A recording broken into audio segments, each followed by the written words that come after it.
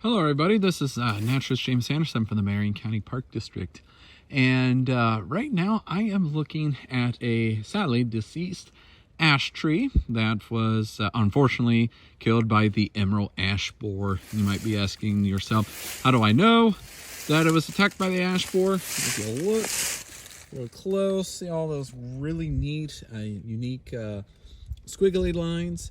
Sometimes when I tell kids, it kind of reminds me of the whole kind of Pac-Man maze.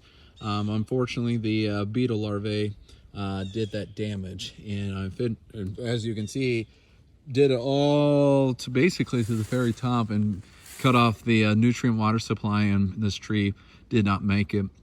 But the reason why I really wanted to talk about it, that yes, unfortunately, the ash borer is done a lot of hard damage on our ash trees here in the state of Ohio. But if you're one of those kind of people that kind of try to look at the good with the bad, this is how I want you to kind of look at it. So I just want to say I'm not promoting the emerald ash borer or invasive species, but I just want to note about one thing that a positive side, I guess you could look at it. And again, don't hate me for it. I'm not a fan, again, of invasives. But as you can see, that with this dead tree, we have these holes. And these holes are called cavities. Now, you probably know which kind of animal probably created these holes. Yes, you're correct. It is the woodpecker.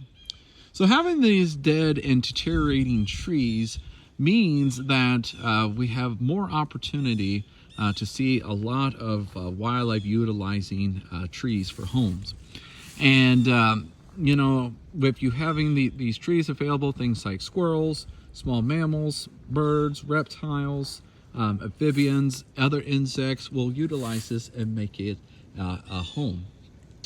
So, because you have to remember, before, you know, a lot of these things coming through and destroying our ash trees or other native species, that yes, it does happen in nature, but just not at a very large rate. So again, I'm not promoting invasives, but I just want to kind of see the good with the bad. But so I always tell people, if you can, leave these tall, dead standing trees in your area. Now, if it's going to be a threat towards you, a neighbor, or any other person or living thing, by all means, you know, contact somebody, or if you know somebody professionally, you know, take the tree down.